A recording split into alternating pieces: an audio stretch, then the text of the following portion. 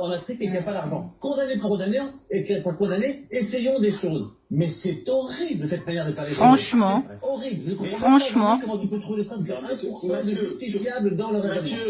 Mathieu, on n'est pas en train de dire, on n'est pas en train de dire testons quelque chose. Le seul risque qu'il y a, c'est où ça marche pas. Mais pourquoi vous voulez tester sur l'Afrique?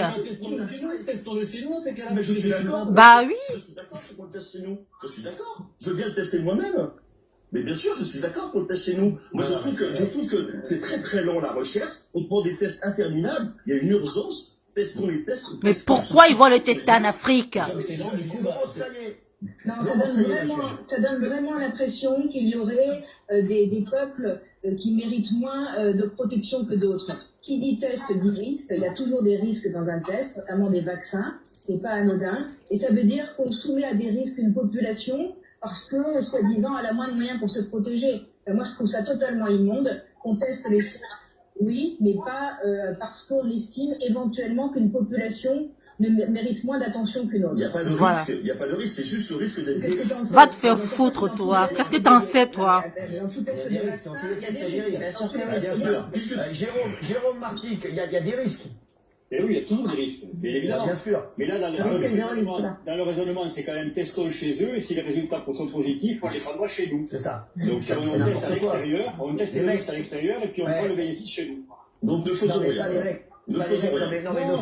Toi, tu la fermes. Non, mais les mecs, on peut pas Raciste, va. On fait avec l'autorisation, on peut pas prendre les gens pour des cobayes, je suis désolé. Bah oui. On leur a dit déjà.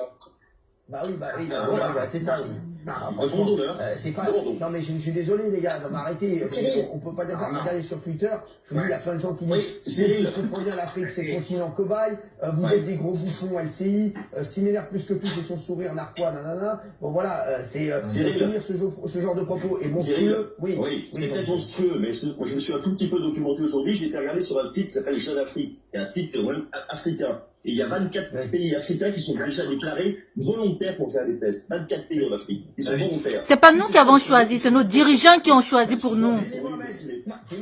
Non, mais ils acceptent pourquoi? Parce qu'ils sont au pied du mur. On n'a pas d'alternative proposée. Si on leur proposait une aide financière, un soutien, à ce moment-là, ils refuseraient. L'épicentre de, désormais, l'épidémie, elle est européenne. Nous sommes le vecteur de la maladie. Au lieu de tester chez nous, on va se dire, bah tiens, on va tester chez les Africains, puisque demain, vous savez comment ça va se passer en Afrique. Vous pensez que vous allez avoir les mêmes protocoles ici? Vous pensez qu'on va expliquer aux gens les tenants, les aboutissants de toutes ces études? On va leur dire, Franchement. il y a un vaccin miracle, très certainement que ça va te sauver. Les gens vont dire, oui, très bien, j'ai peur, le coronavirus va me tuer. Peut-être qu'ils sont même pas malades, qu'on va leur mettre le BCG. Si ça va les aider, tant mieux, mais on n'en sait strictement rien. Donc c'est vraiment dégueulasse de tester ça en Afrique alors que nous sommes le vecteur de la maladie. Et ce qu'il oublie de dire, c'est que ce test sur le BCG, il va être aussi réalisé en Europe. En Europe, il y a des soignants qu'on va tester avec le BCG pour voir si ils font des formes moins sévères de coronavirus. Mais là, ça fait vraiment cobaye, les Africains au pied du mur. C'est mieux que rien, on leur finalement leur donne une petite pièce. On parle d'appel d'offres. On a l'impression qu'on parle de la marchandise. Je te jure. Mais ça m'énerve ces trucs. Alors on va pas faire parler tout le monde sur le sujet, bien entendu, parce qu'il y a d'autres sujets.